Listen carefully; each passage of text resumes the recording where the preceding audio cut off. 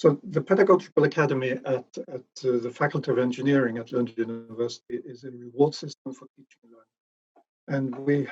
And we launched the system in 2001. And we were first in Sweden and first in the Nordic countries, and one of the first reward systems globally as well. We did it to support institutional development of university teaching. That's the main driver for the academy.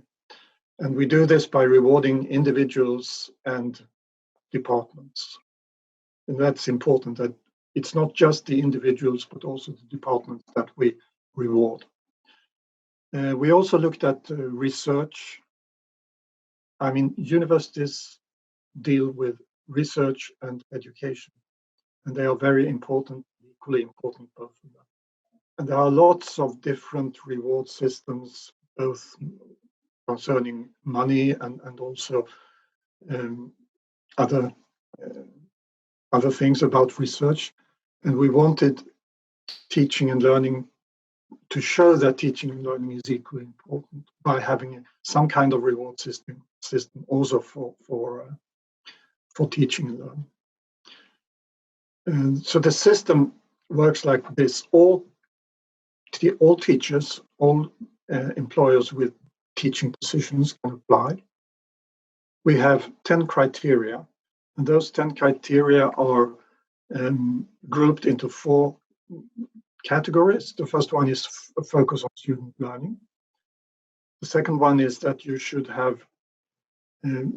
show your teaching and learning in your discipline. That is your ability to take your discipline into a pedagogical context. The third one is that you have to show professional development over time. And the final one is a scholarly approach to teaching and learning. There's mostly engagement within the scholarship of teaching and learning. The assessment is, we have an internal assessment system with external cooperation in the assessment group. The Pedagogical Academy then, it works alongside the university promotion system. And it's a different thing. It's not the promotion system. This is a reward system, but it has influenced and changed the promotion system over the years. One example is that if you want to be promoted to full professor at our faculty, you will need 10 weeks of teacher training courses. But introduced a few years ago, you could, instead of the 10 weeks of teacher training courses, you could show that you are a member of the Pedagogical Academy. But the Pedagogical Academy has become very important also for the promotion, but it's a different system. The recognition from if you become a member of the Pedagogical Academy, then it's mainly that your expertise in teaching and learning is recognized. You do get a raise in salary. Your department gets extra funding, but it's mainly a recognition and that this is important.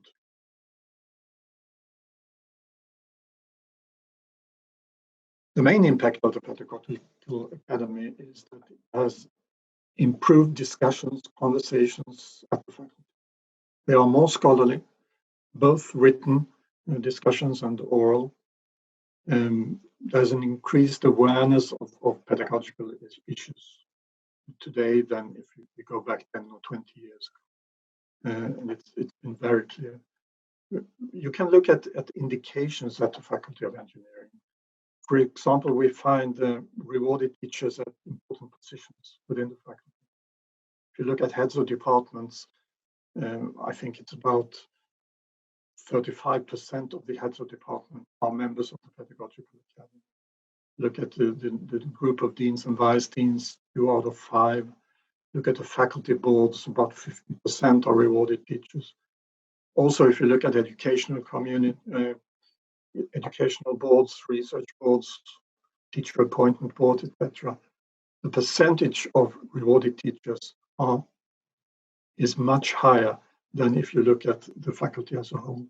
If you look at the faculty as a whole, about 20% of the teachers are members of the Pedagogical Academy. But if you look at these different groups of important positions, it's more like between 25 and 50%. So that's a clear indication that things has happened during the last 20 years. If you look at course evaluations, we have done that. Look, the difference between rewarded teachers and non-rewarded teachers, there is a difference, and rewarded teachers are responsible for courses that are highly valued by the students. Also, if you look at teaching portfolios over the years, they are much more sophisticated today than they were 10 or 20 years ago. It's very easy to get rewarded teachers to work as assessors for the Pedagogical Academy. I often get that question, how can you get them to do this? Because they don't get any extra money for it, but they think it's so important. I would also like to say that having an internal assessment system is very important for the development at the faculty, because we do get a lot of people with experiences of assessing pedagogical competence, teaching skills, and this influences quite a lot, because they bring this experience and knowledge out into the faculty, to their departments, to the different communities where they work.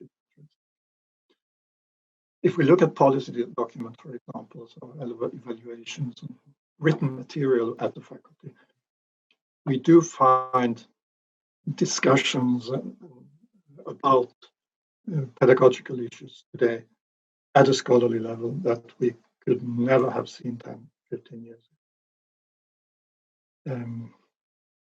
Also, it's important that a reward system like the Pedagogical Academy is not something that stands alone.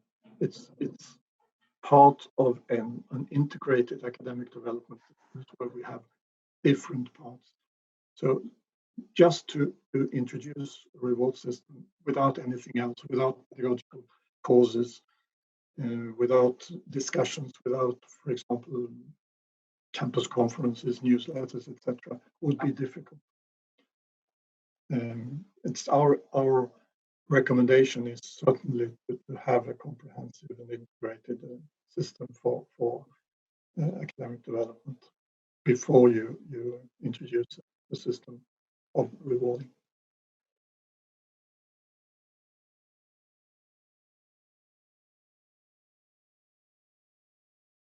I think that it's not either or, it's both. Both are needed. It's not,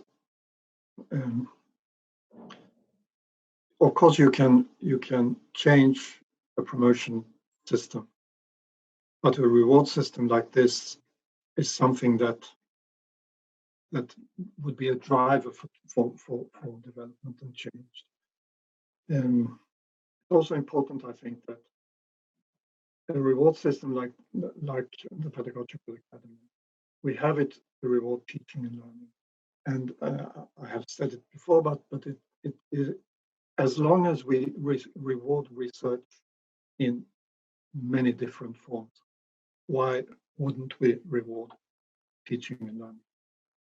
Because without excellent university teaching, there would not be a university, at least not a research university. We do need the teaching for many different purposes, but also for the research and the quality of the research at the institution.